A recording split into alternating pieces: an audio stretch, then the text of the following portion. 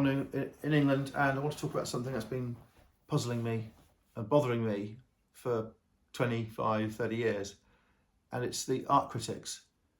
And the word criticise is associated with people who give a negative comment, but if you look at the etymology of the word criticise, you can criticise someone positively or negatively. You can say, I don't like your picture, or you can say, I do like your picture. It's criticism either way, technically. And I've noticed if you go to an art gallery exhibition or an art shop, you'll very rarely find any customer or viewer who criticises art, because they're embarrassed to. And they follow the peers. They feel obliged to follow the peers. If the artist is in the room, if it's a new painting, they feel obliged to be polite and say, oh, isn't it lovely, isn't it lovely? But if you go to a restaurant, look at a menu, no one is going to like every single dish. If you go to a car showroom, no one's going to like every single car on the forecourt. It might be too big, too small, the wrong colour, the wrong size, the wrong age, the wrong price. If you go to a tailor's shop and look at a shop full of clothes, no one's going to like every item of clothing. Yet when a viewer or a buyer goes to an art gallery or an exhibition, they fawn and they say, isn't it wonderful, isn't it wonderful? And this politeness fills in the gap between knowledge and understanding and what they feel they should be saying. It really bugs me. And why can't some of these people go into an art shop, look at 50 pictures and say, I don't like that picture? Why can't they say it? It's stupid. It shows they're ignorant. It shows they don't know what they're doing. And there are some pieces of art which have a context and a meaning and a significance. For example, if you look at a picture of the Civil War in Spain, if it was painted in Spain, it means more than if it was painted in London's third hand. If it was painted at the same time or shortly after or during the Civil War in Spain, it means more than if it was painted 100 years later. So you can't just look at the image, you have to look at the context. You have to look at the quality of the item, the size of the item, who painted it.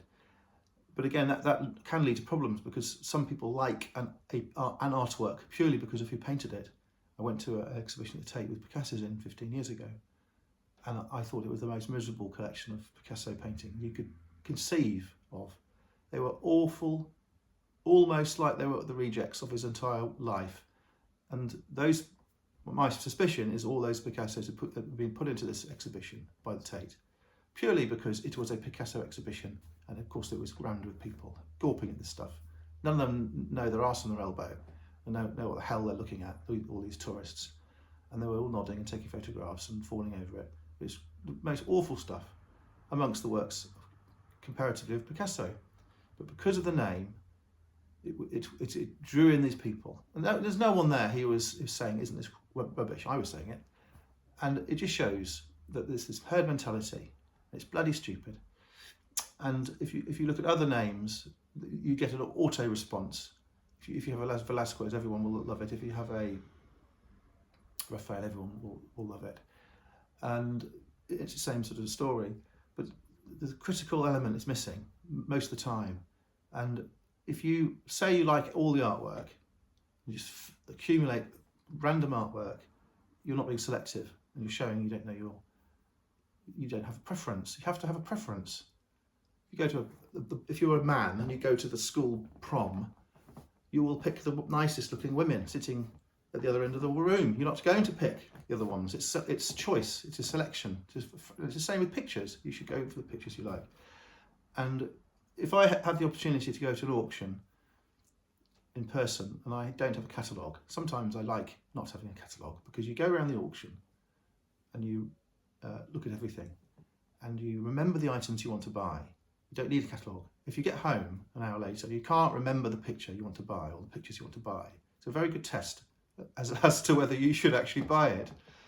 And the other thing is, if you go around an auction with a catalogue and you see the names of who painted it, for the ones that aren't obvious, and you see the dates and the prices, the estimates, it conditions your selection.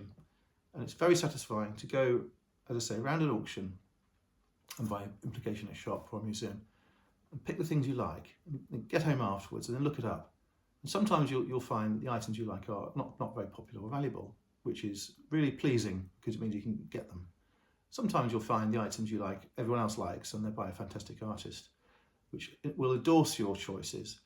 And you have to go through this selection process, and more critically, okay, I'll stop ranting, thank you.